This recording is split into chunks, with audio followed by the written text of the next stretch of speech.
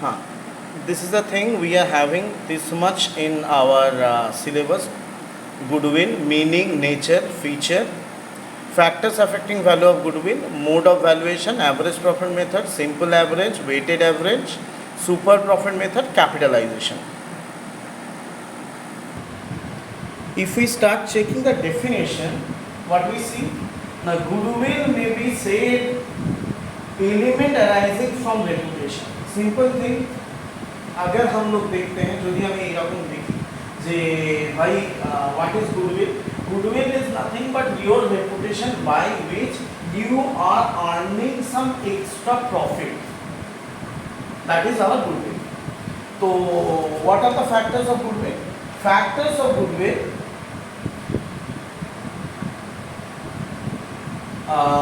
we have meaning after that nature and factors.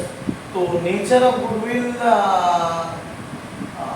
Accounting standard हम लोगों को follow करना है अकाउंटिंग स्टैंडार्ड আমাদের দেখতে হবে অ্যাকাউন্টিং স্ট্যান্ডার্ড AS 26 বলেছে এটা একটা ইনটেনজিবল অ্যাসেট যেটা অ্যাকচুয়ালি নরমালি রিকগনাইজ করি আমরা কিভাবে আমরা যদি কোনো একটা কোম্পানি বিক্রি করি তার নেমটা বিক্রি যখন করি তার সাথে আমরা গুডউইলটা বেচতে পারি এবং সেটা রিকগনাইজ করা যেতে পারে এবং গুডউইলটা self generated goodwill not recognised এইটা খুব ইম্পর্টেন্ট কথা এইখানে আমরা যেটা শিখব সেটা গুডউইল ক্যালকুলেশন এইখানে গুডউইলটা পার্টনারশিপের গুডউইল ক্যালকুলেশনটা কেন হয় না নতুন পার্টনার আসা বা কোনো পুরনো পার্টনার চলে যাওয়া মানে যখন আমরা রিকনস্ট্রাকশন অফ পার্টনারশিপ করি তখন আমরা এই গুডউইল ক্যালকুলেশন করি হয় যে পার্টনার চলে যাচ্ছে তাকে গুডউইলের একটা পার্ট গুডউইলের নামে কিছু টাকা তাকে দিতে হয় বা আমাদের কি করতে হয় যে নতুন পার্টনার যখন আসছে তার থেকে গুডউইলের নামে কিছু এক্সট্রা টাকা আমরা ক্যাপিটালে নিয়ে নিই বেশিরভাগ সময় ওইটা পুরনো পার্টনাররা ক্যাপিটাল হিসেবে বিজনেসে রেখেই দেয় তো বিজনেসের টোটাল ক্যাপিটালটা খানিকটা বেড়ে যায় তো ফ্যাক্টরস অ্যাফেক্টিং ভ্যালুয়েশন ঘটবে সোজা কথা এফিশিয়েন্ট ম্যানেজমেন্ট যে কোম্পানির ম্যানেজমেন্ট যত ভালো তার মার্কেট গুডউইল তত বেটার ফেভারেবল লোকেশন একটা দোকান গলির ভেতরে একটা দোকান আর রাস্তা মেইন রোডের ওপর বাজারের ভিতরে একটা দোকান যদি হয় নর্মালি বাজারের ভিতর দোকানটা বেশি ট্রাফিক আনতে পারবে ফেভারেবল কন্ট্রাক্টস দেখবি দেয়ার আর মেনি শপ বাজারের ভেতরে একটাই প্লেসে দু তিনটে শপ আছে তার ভেতর একটা শপে প্রচুর কাস্টমার একটা শপে কম তো যার প্রচুর কাস্টমার তার ফেভারেবল কন্ট্রাক্ট হতে পারে পুরনো বিজনেস হতে পারে আবার কোনো বিজনেসে গিয়ে দেখবি কোনো ক্ষেত্রে যে ওদের কোনো একটা ইউনিক প্রোডাক্ট আছে যেটা ওরা ছাড়া অন্য কেউ ওখানে তৈরি করে না বানায় না বা কিছু একটা পেটেন্ট নিয়ে বসে আছে তো যাদের ওই পার্টিকুলার জিনিসটা খাবার হবে কেনার হবে ইউজ করা হবে ওই পার্টিকুলার দোকানটায় যায় তো এটা বা কোয়ালিটি অফ প্রোডাক্ট হতে পারে অ্যাক্সেস টু সাপ্লাই মানে মেন সাপ্লাইটা ওরা খুব সস্তায় পেয়ে যেতে পারে ইউজ সাপ্লাই পেয়ে যেতে পারে আবার হতে পারে যে বিজনেসটা এমন করে যেটা রিস্ক খুব বেশি ওদের অত রিস্ক নেওয়ার ক্ষমতা আছে বাকি সবার রিস্ক নেওয়ার ক্ষমতা নেই তো তাদের অনেক দিনের ব্যবসা গুডউইলটা তৈরি করে দেয়ার আর মেনি দেয়ার আর 12 আমাদের 5-6টা পড়ে রাখতে হবে আর রিড প্রত্যেকটা করতে হবে কারণ we need to prepare ourselves for MCQs as well ঠিক আছে তো ফ্যাক্টরস অ্যাফেক্টিং হয়ে গেল এরপরে হচ্ছে mode of valuation of goodwill এটাই অ্যাকচুয়ালি আমাদের অঙ্কের কাজে আসবে তো আমাদের ফার্স্ট আছে average profit method average profit মেথডটা সবথেকে সোজা আমি কি করলাম আমি 3 বছরের প্রফিট দিয়ে দিচ্ছি এক বছরে আমার প্রফিট হচ্ছে 10,000 তারপরে 11,000 তারপরে 12,000 তো এই হচ্ছে আমার প্রফিটের ট্রেন্ড অনুযায়ী আমরা অ্যাভারেজ প্রফিট যদি করি এই তিন থেকে অ্যাড করব 33,000 হবে ডিভাইডেড বাই 3 মানে হচ্ছে 11,000 হচ্ছে আমার অ্যাভারেজ প্রফিট সিম্পল এরিথমেটিকে আমরা অ্যাভারেজ যেভাবে করি ঠিক সেইভাবে এটা বেরিয়ে দ্যাট ইজ অ্যাভারেজ প্রফিট এরপর অ্যাভারেজ প্রফিট মেথডে এটা তো সিম্পল অ্যাভারেজ হলো কিন্তু আমি যদি এই নিয়মটা ঠিক করে দেখি তাহলে দেখবি একটা ট্রেন্ড আছে, এটা 10, এটা 11, এটা 12, একটা ট্রেন্ড দেখতে পাচ্ছি যে প্রফিটটা আমার একটু একটু করে বাড়ছে। যত পুরনো ইয়ার তাতে প্রফিট কম ছিল, লেটেস্ট ইয়ার প্রফিট বাড়ছে। তো আমাদের ইনক্রিজিং ট্রেন্ডটা যদি হয়, আমরা তখন ওয়েটেড অ্যাভারেজ মেথডে চলে যাব। ওয়েটেড অ্যাভারেজ মেথডে কি করব না, আমরা এই 10,000 যেটা আছে মাল্টিপ্লাই বাই 1, দ্যাট ইজ 10,000 রাখবো। 11,000 যেটা আছে সেটা মাল্টিপ্লাই বাই 2, 22,000 হয়ে গেল। আর তারপরে থার্ড ইয়ার যেটা 12,000 আছে, that will be multiply by 3, 36,000 হয়ে গেল। টোটাল যদি করি 68,000, আর এখানে আমাদের এই ওয়েট যেগুলো দিয়েছিলাম তার টোটাল করতে হবে। টোটাল হচ্ছে 6। ঠিক আছে, আমরা এবারে নাম্বার অফ ইয়ার নয়, তার বদলে এই 68,000 কে 6 দিয়ে ডিভাইড করব, এই ওয়েটটা দিয়ে ডিভাইড করব, তার মানে 11,333.33 হবে। তার মানে এখানে আমরা প্রফিটটাকে মানে গুডউইলের এভারেজ প্রফিটটাকে একটু বাড়িয়ে নিতে পারলাম। এখানে 11,000 এর বদলে 11,333 ধরে নিচ্ছি। ওকে, তো এটা হচ্ছে ওয়েটেড অ্যাভারেজ। ওয়েটেড অ্যাভারেজে রিসেন্ট ইয়ারটাকে হায়ার ওয়েটেজ দেওয়া হয়, আর যত পুরনো ইয়ার হবে তার কি কম ওয়েটেজ দেওয়া হয়, যাতে আমাদের ইনক্রিজিং অ্যাকিউরেসিটা মেইনটেইন হয়। এরপরে গুগলে একটা কথা থাকে যে ইয়ার্স পারচেজ। ইয়ার্স পারচেজ আর কিছুই না, আমরা খুব ইজিলি বুঝবো। Year purchase means multiply by that. যদি বলে 2 ইয়ার্স পারচেজ মাল্টিপ্লাই বাই 2, যদি বলে 3 ইয়ার্স পারচেজ মাল্টিপ্লাই বাই 3।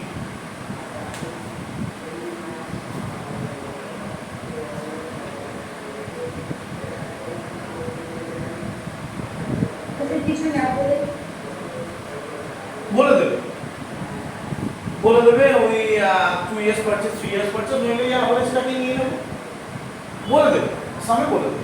এবার তোরা ইলাস্ট্রেশন 4 এ চলে যেতে পারিস, 2.8। ওখানে দেখ 4টে ইয়ারের প্রফিট আছে, শুধু প্রফিট বলেনি, তার সাথে কি তাদের কিছু অ্যাডজাস্টমেন্টও বলে দিয়েছে। অ্যাডজাস্টমেন্টগুলো আমাদের একটু বুঝতে হবে। ফার্স্ট অ্যাডজাস্টমেন্ট কি বলেছে, during the year 31st March 2021 an asset was sold at a gain of 10,000। তোর গেইন হয়েছে 10,000, এখানে দেখ 90,000 থেকে ওটা মাইনাস হয়েছে।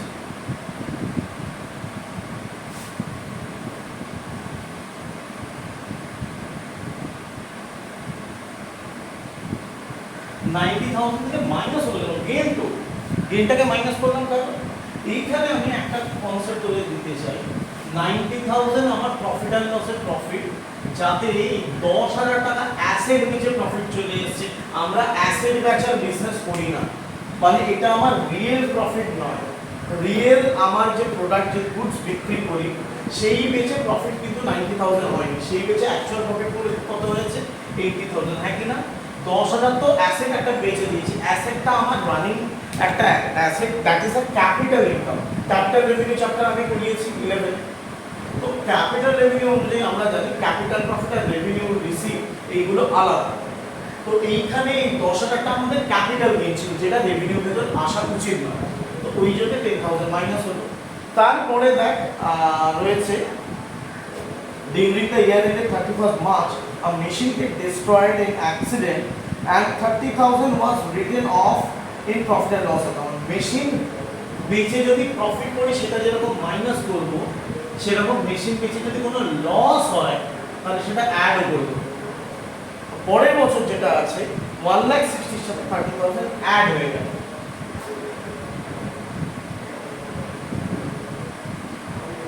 কেন অ্যাড হলো? কারণ এই লসটা আমার নরমাল বিজনেসের লস নয়, এটা একটা capital loss. Capital loss PL এ আমরা দিয়ে দিয়েছি, খুব ভালো, কিন্তু ওই ক্যাপিটাল লসটাকে আমরা আমাদের অ্যাকচুয়াল ইনকামটাকে ধরতে পারবো না, অ্যাকচুয়াল ইনকামটা আমাদের ধরতে হবে। তারপর দেখ 3 নম্বরে কি বলেছে, 3 নম্বরে বলেছে in the year 31st March 2023 from asset were not insured due to oversight, insurance premium being 10,000। একটা ইন্স্যুরেন্স প্রিমিয়াম তুই দিস, এটা একটা ভ্যালিড এক্সপেন্ডিচার, সেটা না দিলে আমরা আমাদের রিয়েল প্রফিট জানতে পারবো না। তার মানে তার পরের ইয়ার থেকে 10,000 থেকে মাইনাস করে দিচ্ছ, যা প্রফিট আছে। ঠিক আছে, তো এটা হেডিং 10,000 টা প্রফিট না, এটা এক্সপেন্স। ইন্স্যুরেন্স, আমি ইন্স্যুরেন্সের 10,000 টাকা দিইনি, এটা ইন্স্যুরেন্স বলতে পারে, রেন্ট বলতে পারে, এনিথিং। পিএল লিমিটেড যে এক্সপেন্স গুলো আছে তার মধ্যে যা কিছু একটা বলে দিতে পারে, ঠিক আছে, আমরা সেটা মাইনাস করে দেবো। তো এই রেক্টিফিকেশন ব্যাপারটা হলো, হ্যাঁ, ওভারসাইড মানে ওভারলুক করে দাও, দেখতে পাই, খেয়াল করে, ঠিক। ইলাস্ট্রেশন 6 এও দেখবি সিমিলার একটা আছে, অ্যাডজাস্টমেন্ট রয়েছে। আমরা চলে আসবো ওয়েটেড অ্যাভারেজের ইলাস্ট্রেশন হচ্ছে নাম্বার 8। ওখানে দেখ প্রফিট আছে, অ্যাডজাস্টমেন্ট আছে। অ্যাডজাস্টমেন্টে তিনখানা অ্যাডজাস্টমেন্ট দেখতে পাচ্ছি। এখানে একটা অ্যাডজাস্টমেন্ট আমার বলার আছে, সেটা হচ্ছে 3 নম্বর, ক্লোজিং স্টকটা। অ্যাবনর্মাল লস, অ্যাবনর্মালকে সবটাই আমি বলে দিচ্ছি। ফার্স্টে আছে there was a abnormal loss of 15,000। Abnormal loss আমাদের নর্মাল কোর্স অফ বিজনেসের লস নয়, ওই জন্য 15,000 অ্যাড হয়েছে। সেকেন্ডটাই বলেছে অ্যাবনর্মাল গেইন 10,000। অ্যাবনর্মাল গেইনটা আমাদের normal course of actually course of বিজনেসে গেইন নয়, ওটা মাইনাস হয়েছে। তারপর আসছে আসল জিনিসটা, যেটা আমি বোঝাবার জন্য এই অঙ্কটা তোদের দেখতে বললাম। সেটা হচ্ছে যে closing stock of 31st March 2023 overvalued by 15,000। প্রথমে এই ব্যাপারটা ভালো করে বুঝ। 31st March 2023 আমি বললাম বিডি, সরি সিডি 10,000। এই সিডিটাকে 1st April 2023 এটাকে বিডি করে টানতে হয় না, হ্যাঁ কি না? তার সিডিবিডি রেজাল্ট তো জানিস,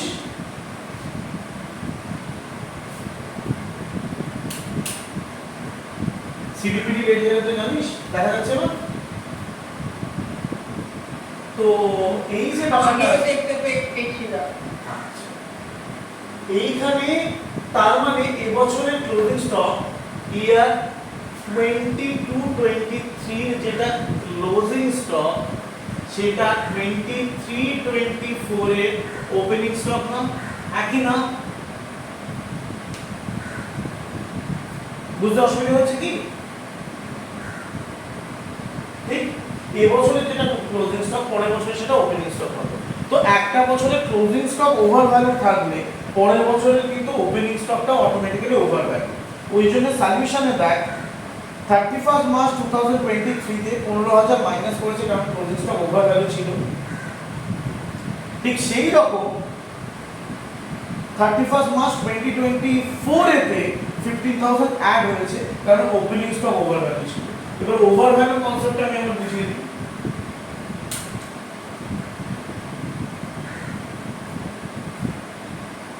এই ধর আমাদের এটা ট্রেডিং অ্যাকাউন্ট খুললাম, ঠিক আছে? আমাদের সেল হয়েছে 1,20,000 টাকা,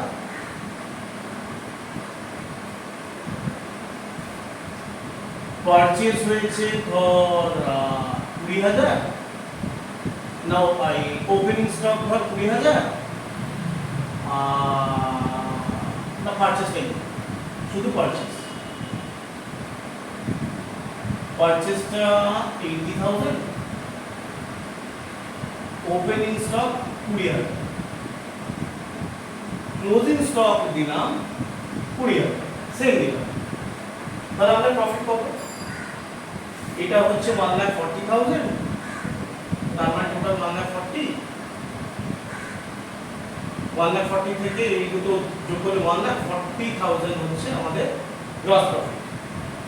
এবার আমি একবার ক্লোজিং স্টকটা বাড়াবো আর একবার ওপেনিং স্টকটা বাড়াবো, দেখি কি হয়। ক্লোজিং স্টকটা 20 বদলে 30,000 করে দিলাম, ক্লোজিং স্টকটা 20 বদলে 30,000 করে দিলাম। তার মানে আমাদের টোটালটাও 1,40,000 বদলে 1,50,000 হয়ে গেল। প্রফিটটাও দেখ 40 বদলে 50,000। তার মানে ক্লোজিং স্টক বাড়লে আমাদের টোটাল প্রফিটটা বেড়ে যাবে, ঠিক? এবার আমি পুরোটা মানে ব্ল্যাকে যেটা করেছি সেইটা অনুযায়ী ওপেনিং স্টকটাকে চেঞ্জ করব। ওপেনিং স্টকটাকে আমি 20 বদলে 30,000 করে দিচ্ছি। তাহলে টোটালটা এই পুরোনো টোটালটাই রইল 1,40,000, আমি ক্লোজিং স্টকটা 20 ধরে নিচ্ছি। তার মানে এটাও 1,40,000 থাকবে। দেখ 30 প্লাস 80 1,10,000। তার মানে মানে ইনটা বোঝা যাচ্ছে না। এইটা বোঝা যাচ্ছে না, তাহলে আমি চেঞ্জ করে দিচ্ছি।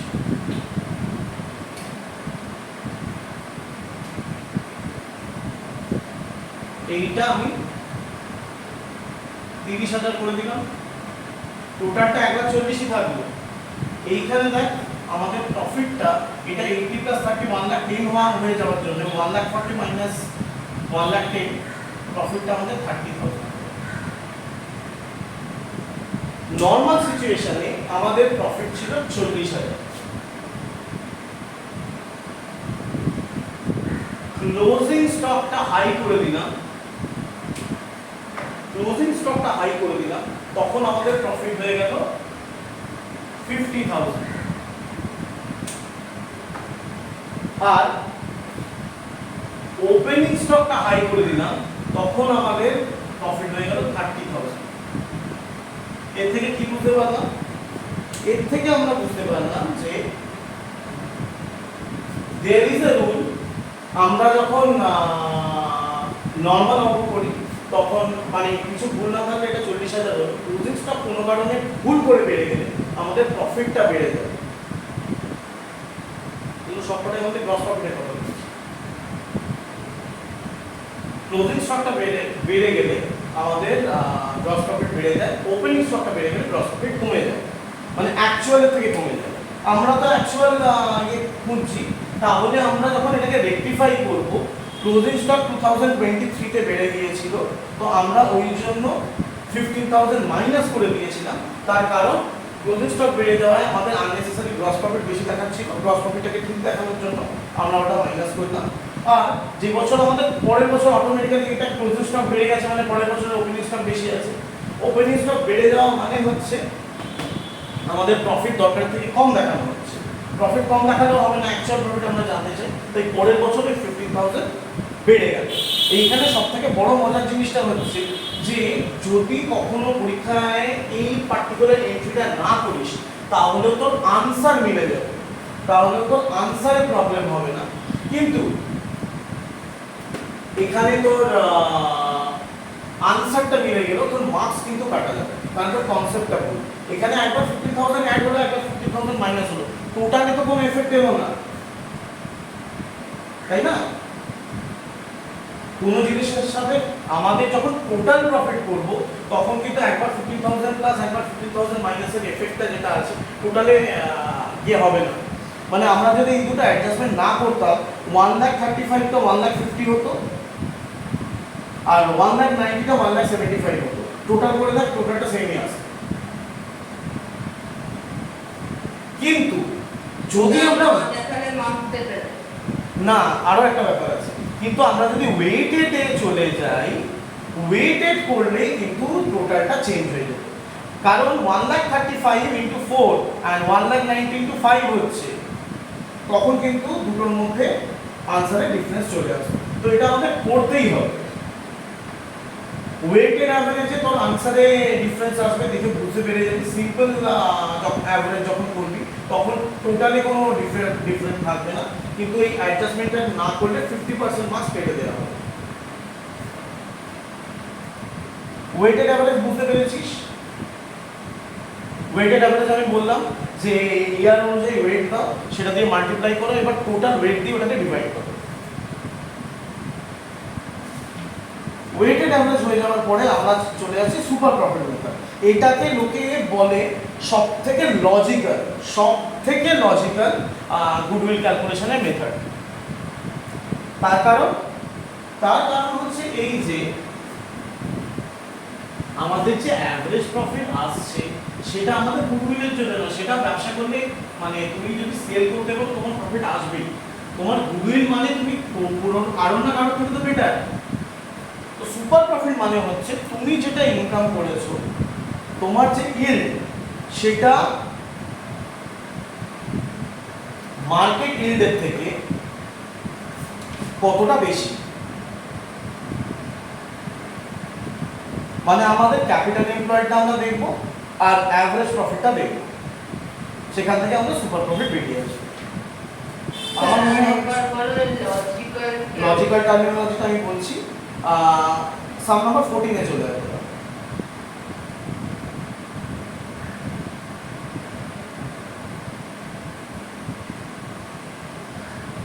সামটাইম পড়ছি অ্যাভারেজ প্রফিট আর অ্যাভারেজ প্রফিটটা আমি বাকি অঙ্কগুলো বের করেছি, ওটা তো বের করতে শিখে গেছি আর দেখাচ্ছি না। অ্যাভারেজ প্রফিট বলেছে 75,000 ফান্ডে, ঠিক আছে। আর আন্ডার ভ্যালু অফ স্টক আছে 5,000 যদি আন্ডার ভ্যালু স্টক হয়, স্টক আন্ডার ভ্যালু হওয়া মানে হচ্ছে তোমার ক্লোজিং স্টক গ্রস প্রফিট কমে আছে, তাহলে 5,000 অ্যাড করে দাও, তার মানে 80,000 হচ্ছে আমার রিয়েল অ্যাভারেজ প্রফিট। চলো তাই ক্যাপিটাল ইনভেস্টেড 7 লাখ আর নরমাল রেট অফ রিটার্ন হচ্ছে 7%। ক্যাপিটাল হচ্ছে 7 লাখ আর 7% হচ্ছে নরমাল রেট অফ রিটার্ন। মানে আমি এই বিজনেসে যেটা করছি, এই বিজনেসে 7 লাখ টাকা লাগিয়েছি, এর বদলে যদি অন্য কোথাও এই 7 লাখ টাকাটা লাগাতাম তাহলে আমি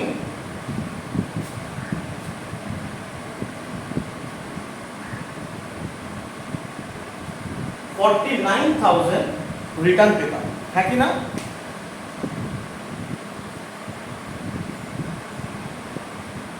মার্কেট রেট অফ ইন্টারেস্ট 7%, আমি 7 লাখ টাকা লাগিয়েছি, এটা মার্কেটে অন্য কোথাও লাগালে আমি 49,000 ইনকাম করতাম। এবার মার্কেটে না লাগিয়ে আমি আমার বিজনেসে এটা লাগিয়েছি 7, যেখানে সরি 75 না 80,000 আমরা প্রফিট করেছি। আমি আবার বলছি সুপার প্রফিট মানে হচ্ছে তুমি মার্কেট রেটের থেকে কত বেশি প্রফিট করছো, মানে মার্কেটে টাকা না লাগিয়ে তুমি বিজনেসে টাকা লাগানোর ফলে মার্কেট রেটের থেকে কত টাকা বেশি প্রফিট করছো। মার্কেটে টাকা লাগালে আমরা 7 লাখ টাকা লাগালে 49,000 পেতাম, সেখানে বিজনেসে 80,000 পাচ্ছি, তাহলে কত বেশি পাচ্ছি? 80,000 minus 49, 31,000, হ্যাঁ কি না?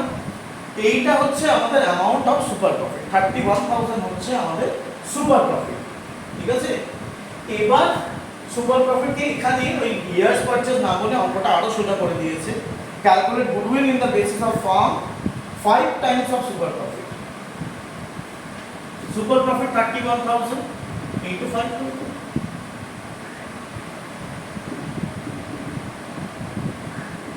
1,55,000 আমাদের গুডউইল হয়ে গেল।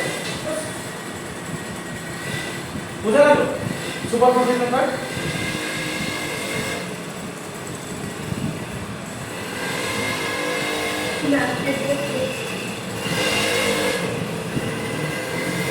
এটা না স্যার আমি দেখতে পাচ্ছি না। এখন দেখতে পাচ্ছিস?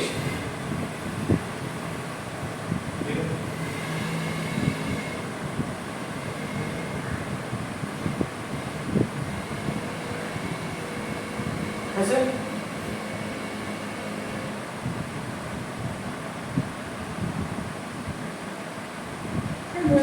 তাহলে আন্ডার ভ্যালু করে প্লাস হবে আর ওভার ভ্যালু করে মাইনাস হবে।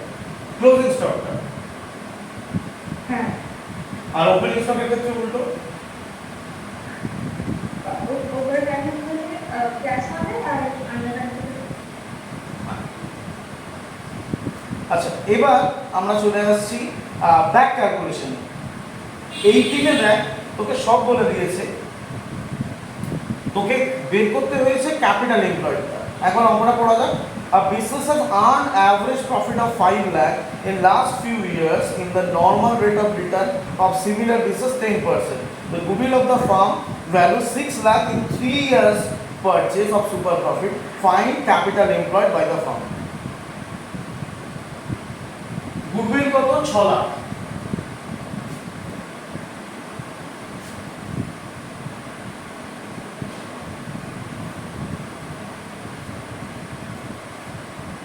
তো গুডউইল হচ্ছে 6 লাখ, ঠিক আছে? 6 লাখ কত বছরের সুপার প্রফিট বলেছিল? বলেছিল 3 বছর, তাই তো? তো সুপার প্রফিটের রুল কি? সুপার প্রফিট ইনটু 3 মানে 6 লাখ। তা 6 লাখকে যদি ডিভাইডেড বাই 3 করি তাহলেই তো আমাদের সুপার প্রফিটটা বেরিয়ে যাবে।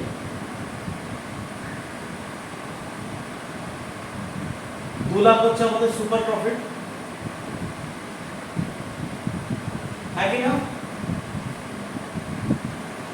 6 লাখ হচ্ছে আমাদের গুডউইল 3 ইয়ার্স পারচেজে, 3 কে ডিভাইড করব, সুপার প্রফিট আমার 2 লাখ ছিল, ঠিক আছে?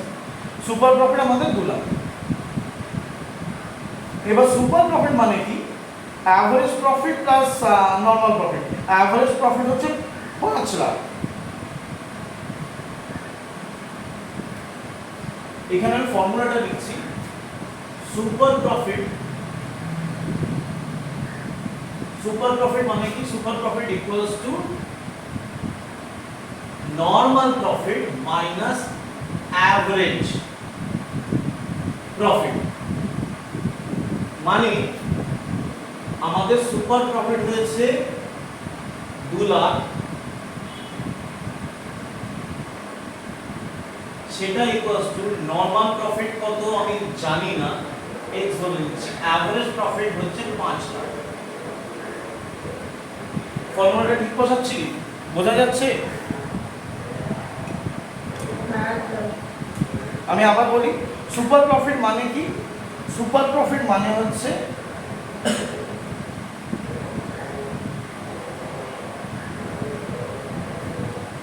সরি অ্যাভারেজ দুটো লিখলাম এটা, আমাদের average profit minus market return.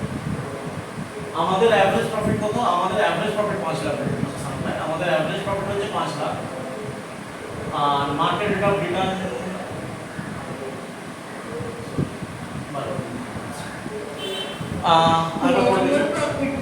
হ্যাঁ, আমাদের নরমাল প্রফিটটা জানলে অ্যাভারেজ প্রফিট হচ্ছে 5 লাখ। তো নরমাল প্রফিট বা আমাদের অ্যাভারেজ প্রফিট মাইনাস 5 লাখ হচ্ছে রিটার্ন, ঠিক আছে? এবার আমরা চলে যাচ্ছি যে আর কিছু আমাদের বলেনি, তাহলে আমাদের নরমাল প্রফিট কত?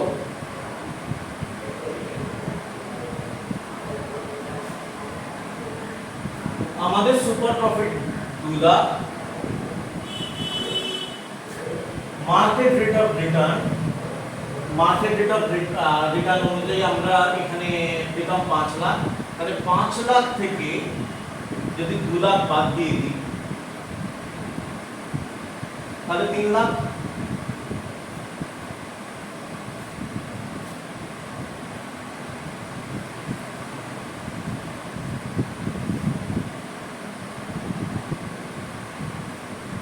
এই 3 লাখ যে আছে, এই 3 লাখকে যদি আমরা মার্কেট রেট ছিল বোধহয় 10% দিয়ে ডিভাইড করি, তাহলেই আমরা বুঝতে পেরে যাবো যে 30 লাখ টাকা হচ্ছে আমাদের ক্যাপিটাল এমপ্লয়েড। তো এটা কি করলাম?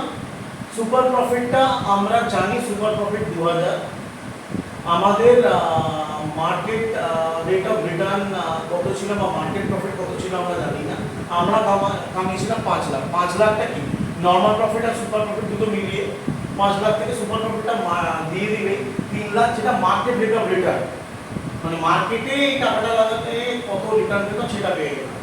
এবার এটাতে মার্কেট রেট যেটা আছে সেটা দিয়ে ডিভাইড করলে 30 লাখ হচ্ছে আমরা লাগিয়েছিলাম, মানে মার্কেটে 30 লাখ লাগালে আমরা 3 লাখ পেতাম, আমাদের 2 লাখ সুপার প্রফিট বলে আমরা 5 লাখ পাচ্ছি। ক্লিয়ার হলো এটা? আগে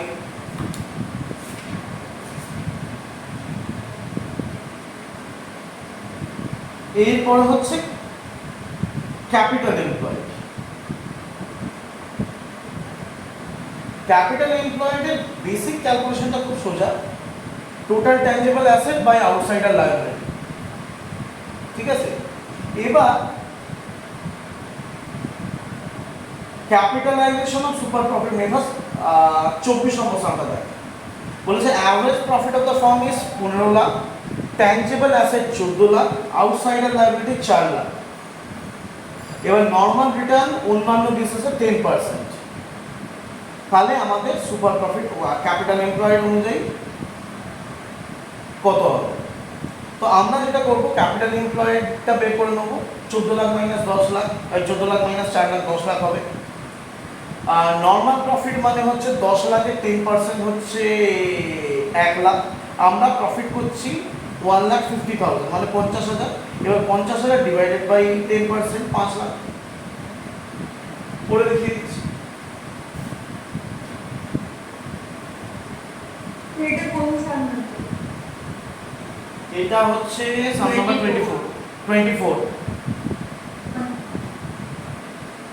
কি বললাম, আমাদের এখানে এলিমেন্টগুলো যদি একবার দেখে নিই, যে আমাদের প্রফিট বলে দিয়েছে 1,50,000, তাই তো? এরপর আমাদের অ্যাসেট হচ্ছে 14 লাখ, আদার লায়াবিলিটি হচ্ছে 4 লাখ। তার মানে হচ্ছে ক্যাপিটাল এমপ্লয়েড কত? 14 লাখ মাইনাস 4 লাখ মানে হচ্ছে 10 লাখ। ঠিক আছে, মার্কেট রেট অফ রিটার্ন কি বলেছে? 10%। তার মানে 10 লাখ টাকা যদি মার্কেটে লাগাতাম কত টাকা পেতাম? ইনটু 10% 1 লাখ। এতটাও কি বোঝাতে পারলাম? আমাদের প্রফিট 1.5 লাখ, এখন ওটা লাগছে না, আগে শুরু করলাম আমাদের asset 14 lakh, other liability 4 lakh. Asset থেকে আদার লায়াবিলিটি মাইনাস করে 10 লাখ হচ্ছে আমাদের capital employed, capital by of the owner. এবার বলেছে যে মার্কেট রেট অফ রিটার্ন 10%, মানে অন্য বিজনেসে 10 লাখ টাকা লাগালে কত পেতাম? 1 লাখ পেতাম। আমরা পেয়েছি 1 লাখ, মানে সুপার প্রফিট আমরা বিজনেসে পেয়েছি 1,50,000, অন্য জায়গায় লাগালে পেতাম 1 লাখ। তার মানে আমাদের সুপার প্রফিট হচ্ছে 50,000। এই 50,000 সুপার প্রফিট পেতে মার্কেটে আরো এক্সট্রা কত টাকা লাগাতে হবে? কিছুই না, 50,000 divided by 10%, that is equal to 5 lakh. এটা হচ্ছে capitalization of super profit method.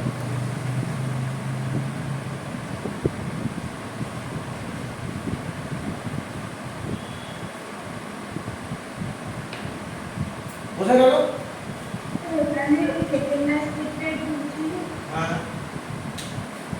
আমাদের সুপার প্রফিট কত? এটা হচ্ছে আমাদের প্রফিট, এটা হচ্ছে মার্কেট রিটার্ন। তার মানে এইটা হচ্ছে আমাদের সুপার প্রফিট। ঠিক আছে, এরপর আমরা কি করছি? এই স্টেপটাকে বলে ক্যাপিটালাইজেশন। বইয়েতে এই ফর্মুলাটা অনেক বড় করে দেওয়া আছে, আমি তোদের একদম ইজিলি বলে দিয়েছি। তো যেটা সুপার প্রফিট বেরোবে that is divided by market rate of return. 50,000 divided by 10% করো, ডাইরেক্ট 5 লাখ বেরিয়ে যাবে। এটাই হচ্ছে তোমার গুডউইল। এখানে ইয়ার অফ পারচেজটা লিখতে হয় না বা দেখাতে হয় না।